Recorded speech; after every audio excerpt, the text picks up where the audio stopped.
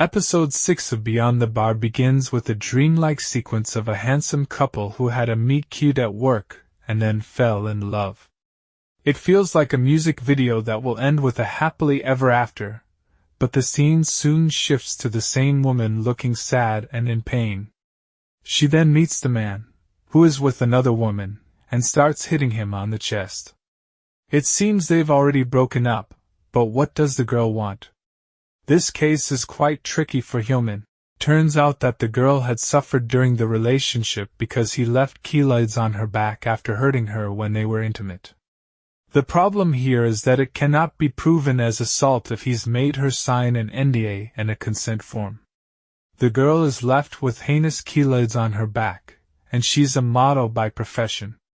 Of course, he needs to pay for damages and breaking up.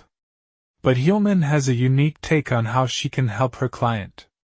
She decides that they can argue that being under a love spell, i.e. literally being in love with a man, made her make irrational decisions. This is why she signed papers, because she was desperate at the time, thanks to being in love with Marble Soft's CEO, Jung Han-Seok. At first, the whole team laughs off her proposition.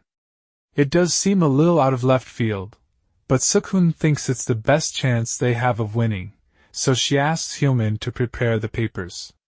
Meanwhile, if you remember, we saw Min-Jeong meet with a client and speak to her informally a little while ago. Turns out this woman is Min-Jeong's ex's mistress turned wife, and she wants to file for divorce. But the worst thing is that she has the audacity to ask Min-Jeong to be her lawyer because she's supposed to understand how the mistress feels.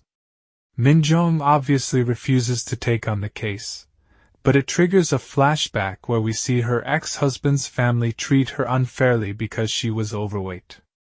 Moreover, she was blamed by her mother-in-law for getting pregnant and forcing her son into a shotgun marriage.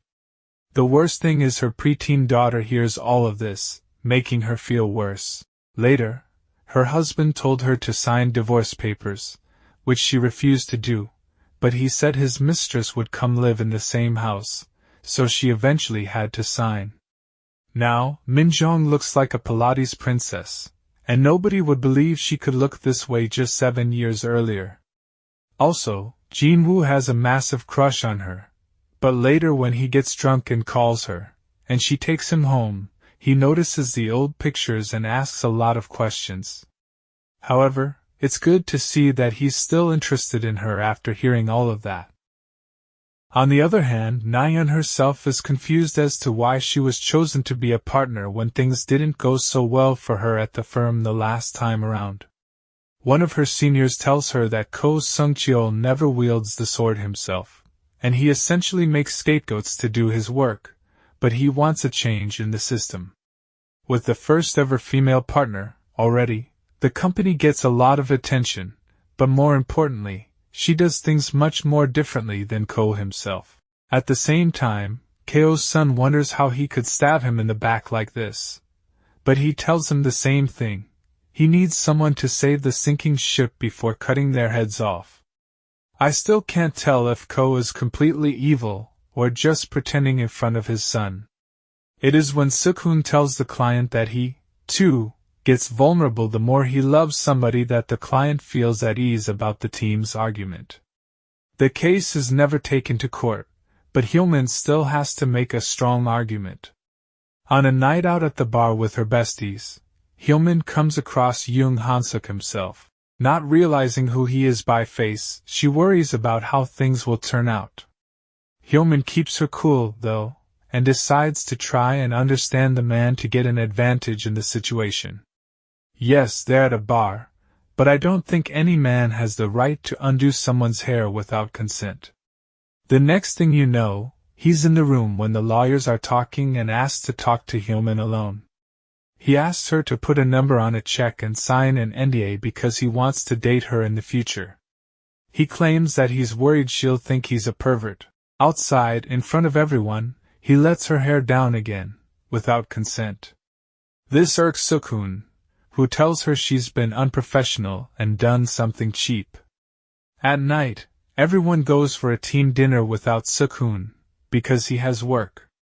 They get very drunk, and Hyo-Min texts her boss multiple times to come join them. When he does show up, they're so drunk that she can't even tell the difference between cabs and his car. He offers to drop her, gives her water and his handkerchief, which has his cologne on it. She asks what cologne he uses, and we already know it's made by his ex. It turns out he asked her to make it even after their breakup, so she promised she would. She's already given him 6 months' worth of stock.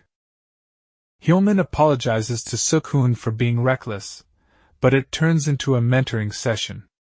He tells her that he hired her because she understands the essence of the lawsuit. He explains how people turn to lawsuits when they have no other way of dealing with their pain. This helps her figure out that it's not really about the compensation but about giving her client a comforting end to the relationship. Hyo-Min gives her client a nice pep talk before the big moment. The client decides to take money only for her treatment and medical bills, rather than extort her ex. Money is not why she's doing this, but she tells Hyo-Min that her reasoning gave her the confidence to do it at all. After they've both signed the papers, the girl tells the CEO that she'll never forget that she's the kind of woman that a man like him could truly fall in love with. It looks like she's genuinely happy, and it brings a smile to his face too. But unfortunately, he thinks it's okay to ask Hyo-Min out after all of that. She talks to him about a spectrum, interesting choice of word in my opinion, and how there's an emotion on one side of it that a person like him could never understand. I suppose she's talking about love. At the end of Beyond the Bar episode 6, Seok-Hoon tries to throw away the perfumes, and soaps his ex so carefully made for him, just as he'd asked. He changes his mind at the last moment, but that's when his doorbell rings and standing outside his door is a woman we've not seen before. I don't think this is another love interest, but I don't know what to make of it either. Maybe she's there to ask for his help,